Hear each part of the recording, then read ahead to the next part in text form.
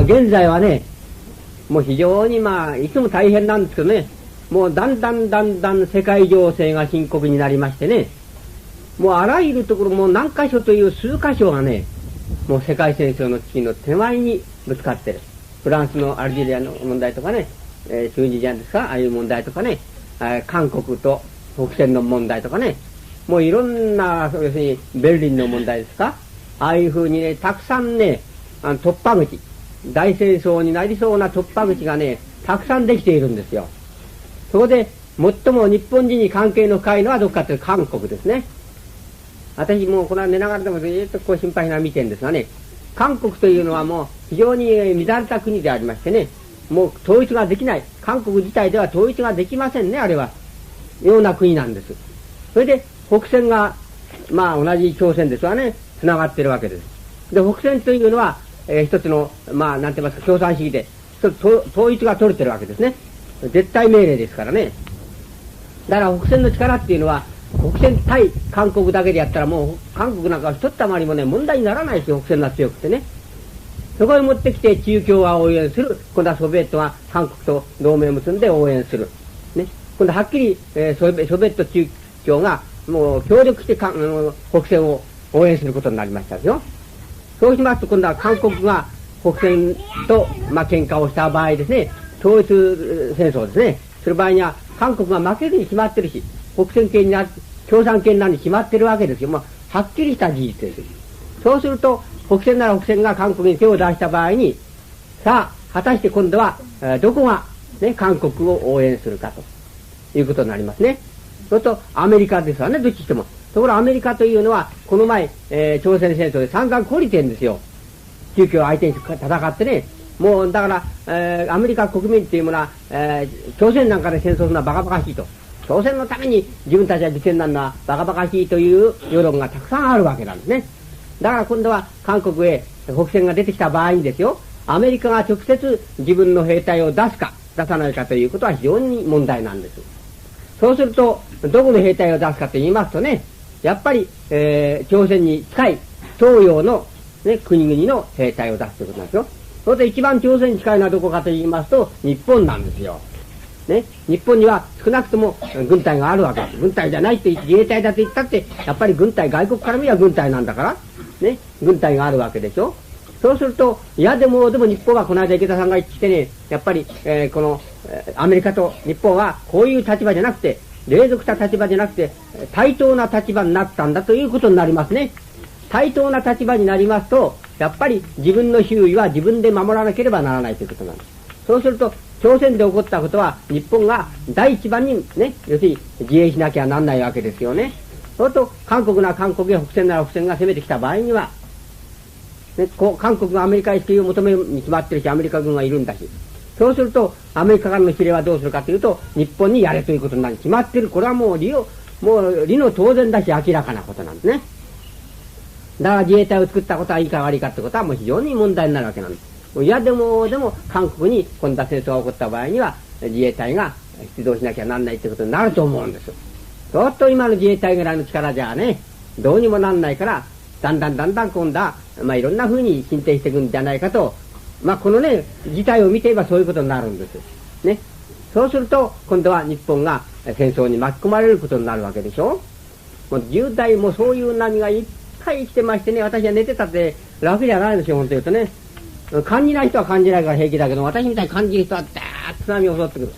大変だな、いつも寝ながらも大変だな、これは大変だなと思ってる。そこで私は少し休んでね、体休めて、今度はいくら来ても大丈夫なように体がだんだんなりますからね、いくら波は受けます、いくらと受けますけれどもね、一番大事なのはそこなんです。朝鮮とね、北線との問題。そこへアメリカと日本との関係、いろんな関係が出てきて、どうしても日本は、いやでもね、そういうところに巻き込まれていかなきゃなんないような立場になるようになってますよ、この事態を見ますとね。それでなかったら共産系がもう石爆してしまって、もう朝鮮は共産圏になっちゃう、全部ね。それで今度は、もうお隣がもう全部お隣がね共産圏になってしまうね。日本は孤立するような形になるわけです。どっちにしてもね、例えば戦争をしなくてただ韓国をぼんやり黙って渡してしまえばね、それは戦争にならないけれども、今度はお隣が共産圏だから、日本は始終圧迫されるということですね。片っぽ北海道がソビエトが狙ってる。片っぽは朝鮮から日本を狙ってる。ということになるわけです。ね。だからもう日本はね、まあ、自衛隊を出そうと出すまいと、もう、なんて言いますかね、この、地位をね、いわゆる、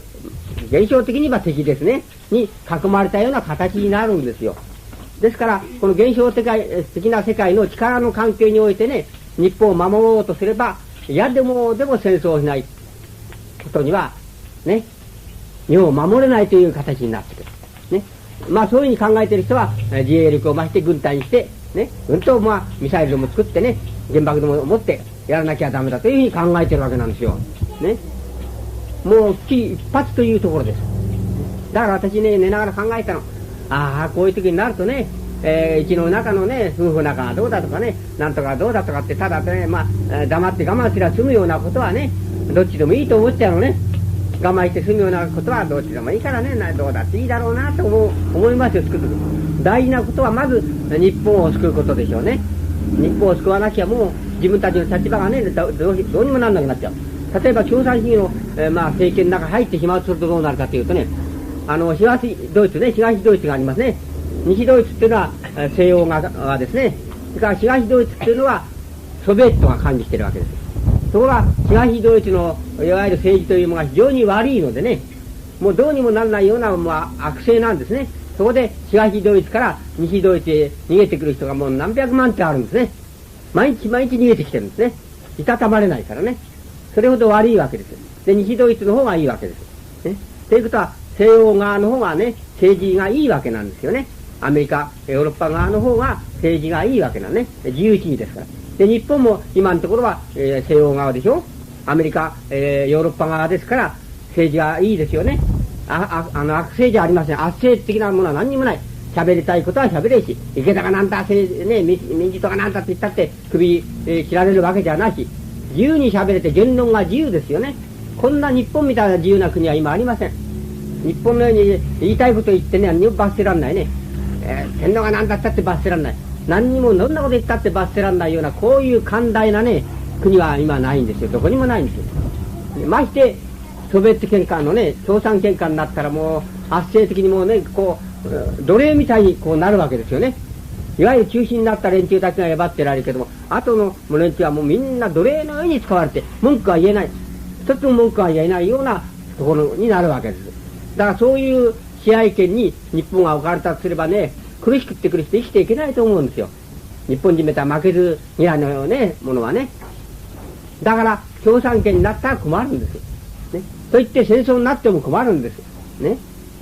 もう本当にね、この現実世界考えたらね、もうそれだけ考えたら、世の中暗くなるようなものなんだけれどもね、幸いないからね、神様というのは大愛でね、大慈悲ですからね、そういう風にならないように、みんながね、少しでも苦しみが少なくなるようにというんで、守護霊守護神を使わしてね、旧世の大霊団を使わしているわけなんですね。そこから生まれたのは世界平和の祈りなんですね。